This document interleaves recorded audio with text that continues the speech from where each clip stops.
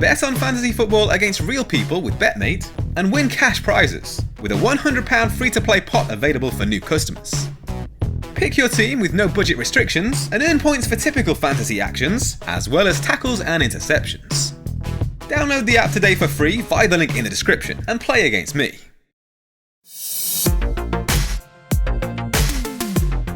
Gameweek 3 is done and dusted, and a score of 55 points has seen a rise up to 285k. The big at the back approach didn't work out this week, with Man City, Chelsea and Liverpool all shipping goals. But following through with the plan to bring in Ivan Perisic paid off after he set up Harry Kane for a second successive match. The Croatian produced a match-leading figure of 0.57 expected assists. Mo Salah's late consolation goal meant there were returns all across the midfield three, and the decision to field Andreas Pereira ahead of Pedro Neto worked out perfectly, thanks to an assist and maximum bonus points. No player during the game week could better the Brazilian's total of 4 attempted assists. Both forwards were amongst the points, and could have easily come away with much more. Gabriel Jesus was denied a goal by VAR for a narrow offside call, while Erling Haaland missed 2 big chances. So let's look ahead to the transfer plans ahead of Saturday's Gameweek 4 deadline. The squad is in fairly good shape with no major fires to put out, so my plan is to roll the free transfer.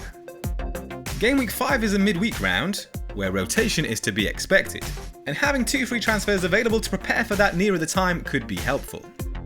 Pep Guardiola has already hinted at managing the minutes of Erling Haaland. He's outright stated that when Man City have games every 3 days, Haaland isn't going to start them all. So selling him either in a straight swap to Harry Kane or as a downgrade to Ivan Toney is something I might consider doing next game week. Going with just the one premium player would free up the cash to then upgrade either Neto or Da Silva to Rodrigo or Zaha. Those moves would bring me closer to a Game Week 8 wildcard plan, given that Leeds and Brentford play Man United and Arsenal respectively that week. I'd also have the option of bringing Haaland back in after City play Spurs. But those are all just ideas for now. My current plan is to save the free transfer this game week, and here's how the team is set to line up. Man City were carved open by Newcastle last game week, conceding 4 big chances and 2.39 expected goals, a total which was surpassed by only Brentford, Aston Villa and Newcastle themselves. City's Game Week 4 opponents Crystal Palace have fashioned the second most big chances so far this season, with 11.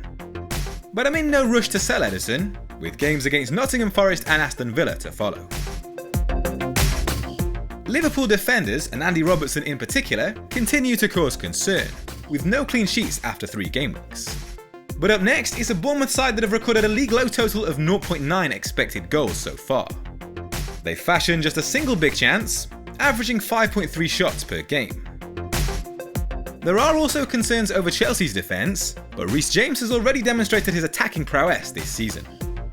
He's tied with Alexander-Arnold for shots with 5, and only Nico Williams has attempted more amongst defenders.